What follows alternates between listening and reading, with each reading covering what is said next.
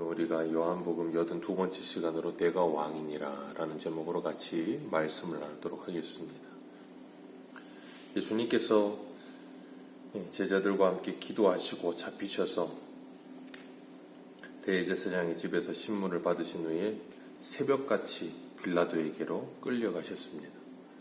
예수님께서 새벽같이 끌려가신 그 모습을 예수님을 끌어간 대제사장과 그리고 장로들이 예수님을 끌고 가서 예수님을 죽이려고 하면서 고발한 내용이 무엇인가 하면 예수님이 행악자라는 말이었어요. 행악자가 아니었다면 그렇게 이야기하면서 우리가 이 새벽에 올 수밖에 없었던 이유가 있었다는 거예요. 예수님의 제목은 크게 무슨 도드라진 제목이 없어요. 그냥 행악자라는 거예요. 이 행악자가 아니었더라면 하면서 이 아니었더라면이라는 말은 과거에서부터 지금까지 계속해서 이런 악행을 저질러 왔다는 거예요. 예수님께서 어떤 큰 죄를 지었다는 말처럼 들려지게 만드는데 이 요한복음에는 나와 있지 않지만 누가복음 23장 2절에 보면 이렇게 그들이 고발해요. 고발하여 이르되 우리가 이 사람을 보매 우리 백성을 미혹하고 가이사에게 세금을 바치는 것을 금하며 자칭 왕 그리스도라 하더이다. 그렇게 이야기하면서 예수님의 죄목을 세 가지로 이야기합니다. 백성들을 미혹해 하고 그리고 가이사에게 세금 내는 것을 금하며 자칭 왕 그리스도라는 거예요. 그러니까 예수님은 과거에서부터 계속해서 이런 정치범이라는 거예요. 당시에는 이 왕이 이 다른 모든 사람들이 죄를 짓는 데 있어서 가장 큰 죄가 뭐냐면 반역죄거든요. 왕의 자리를 찬탈하려는 그 반역죄는 극형에 처하는 거예요. 그렇기 때문에 이 사람들이 지금 예수님을 고발하면서 예수님이 고발당할 만한 일이 없거든요. 그들이 예수님을 죽이고자 했던 이유는 신성모독이라는 죄목을 덮어 씌워서 예수님을 죽이려고 했는데 빌라도에게 가고 로마 법에 따르면 종교적인 문제 가지고는 별 문제가 안 될 것 같으니까 예수님은 이런 죄목을 갖다 붙이는 거예요. 그래서 예수님에게 극형에 처하게 하기 위해 이런 일들을 하는 겁니다. 그런데 빌라도가 가만히 보니까 이 예수님을 넘겨주는 게 별로 그렇게 그들이 정말로 죄를 지어서 그렇게 넘겨주는 것 같지는 않은 거예요. 그런데 세 번째 이 죄목이었던 자칭 왕 그리스도라 하면서 자신이 왕이라고 한다는 거예요. 그것은 좀 이 총독으로서 좀 신경이 쓰일 만한 일이거든요.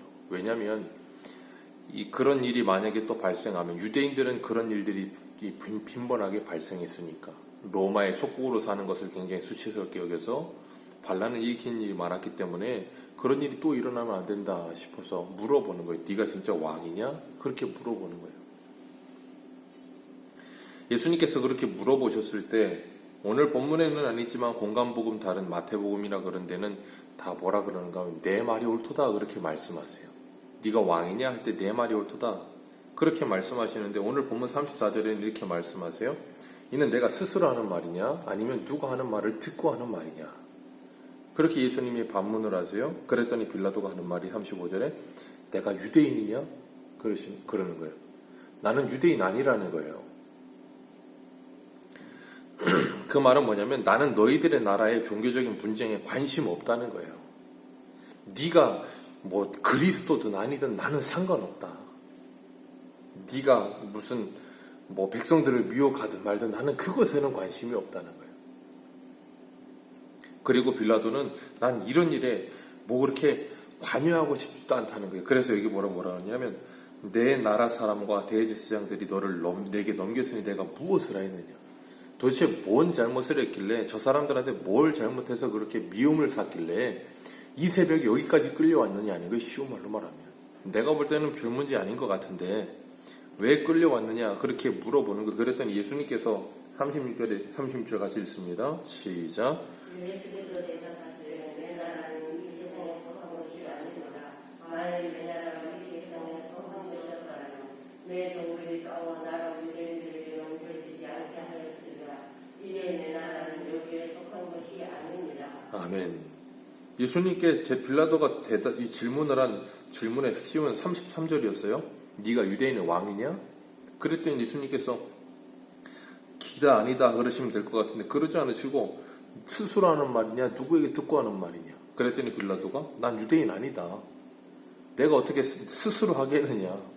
너를 고발한 사람들이 이런 말 하니까 내가 그러는 거 아니냐. 그리고 나니까 예수님이 내 나라는 이 세상에 속한 것이 아니다. 그렇게 뜬금없이 말씀을 하세요.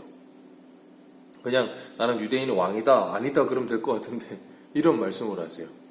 내 나라는 이 세상에 속한 것이 아니요. 이 세상에 속한 것이었다면 내 종들이 나를 싸워서 유대인에게 넘겨주지 않았을 것이다.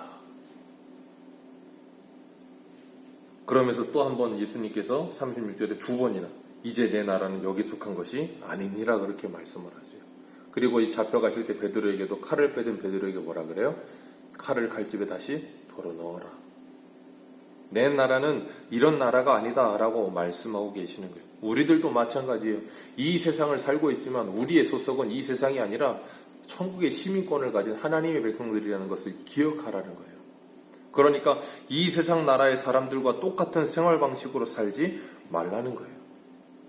우리가 어제 저녁에 에스겔을 하면서도 말씀드렸지만 하나님이 이스라엘 백성을 애굽에서 데리고 나와서 광야 40년을 돌린 이유가 그거였어요. 애굽 사람들이 가지고 있던 그런 생활 방식과 생각과 마음가짐과 그 모든 것들을 빼게 하기 위해서, 애굽성을 없애게 하시기 위해서. 그런 것처럼 하나님께서는 오늘도 우리가 이 땅을 살아가면서 하나님의 나라를 살기를 원하시는 거예요. 내 나라는 이 세상에 속한 것이 아니라 하나님의 나라이라는 걸 기억하라는 거예요. 예수님께서 하나님의 나라가 어디 있다고 하시는가 하면 누가복음 17장에 보면 20절에 이렇게 말씀하세요. 바리새인들이 하나님의 나라가 어느 때에 임하나이까 묻거늘 예수께서 대답하시되 하나님의 나라는 볼 수 있게 임하는 것이 아니요 또 여기 있다 저기 있다고도 못하리니 하나님의 나라는 너희 안에 있느니라. 하나님의 나라는 눈에 보이게 임하는 나라가 아니라는 거예요. 하나님의 나라는 이 세상의 힘과 권력으로 무엇인가를 이루어내는 어마어마한 규모의 나라가 아니라는 거예요. 하나님의 나라는 하나님의 사람 안에 임하는 것이 하나님의 나라라는 거예요.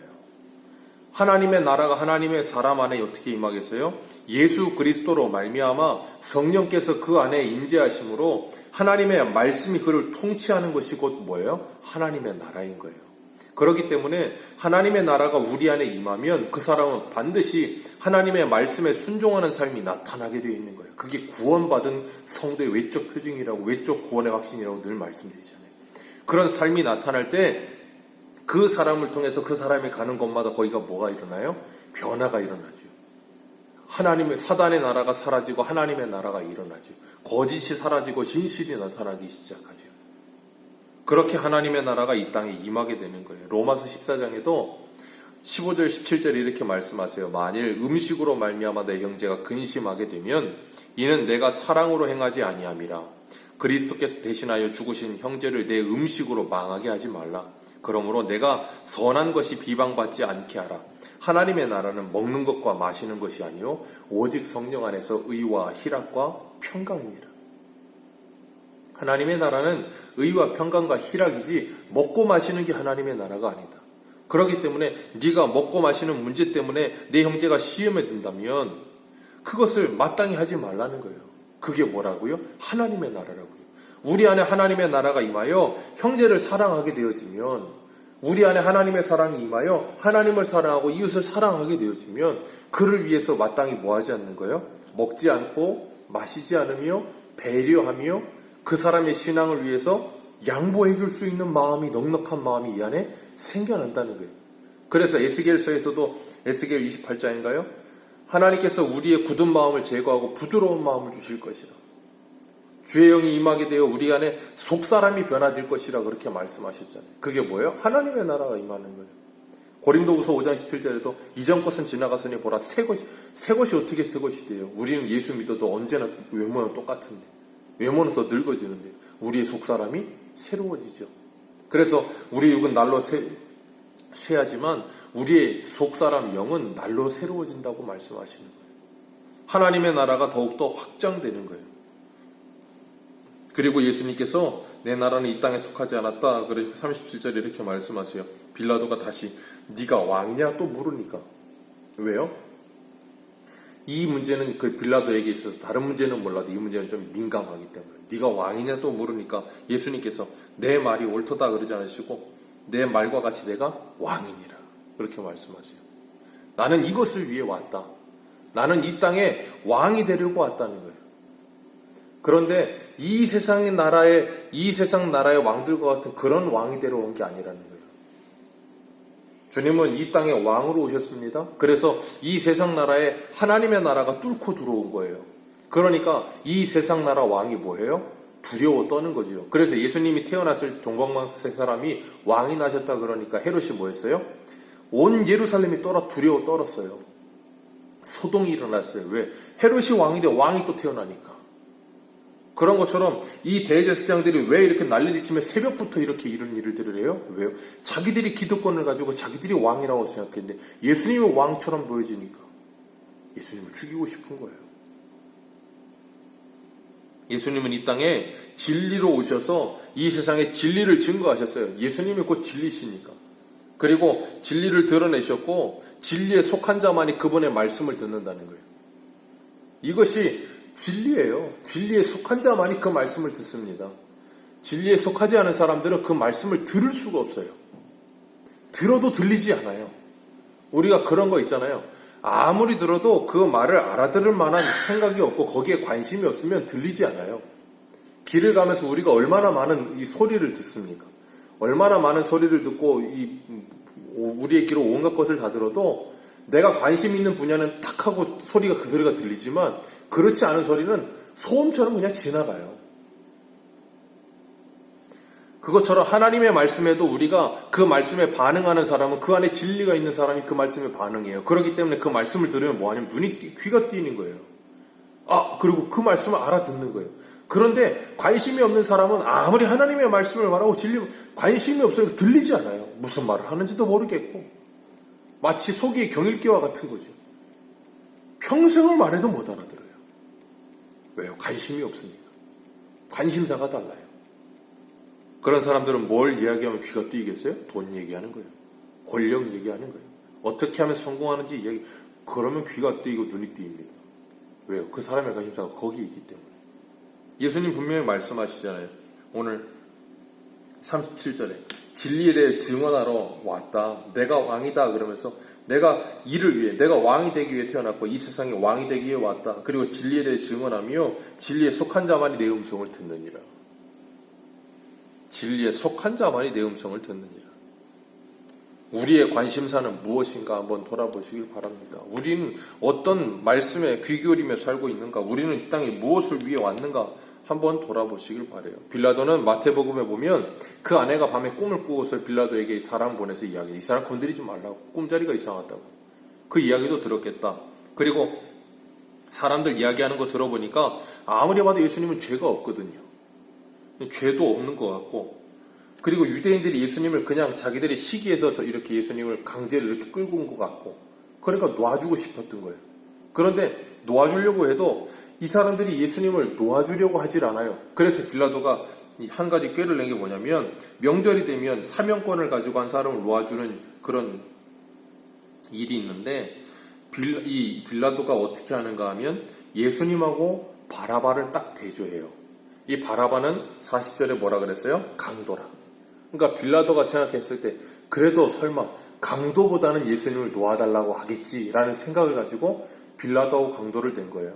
바라바 강도와 예수님을 댄 거예요.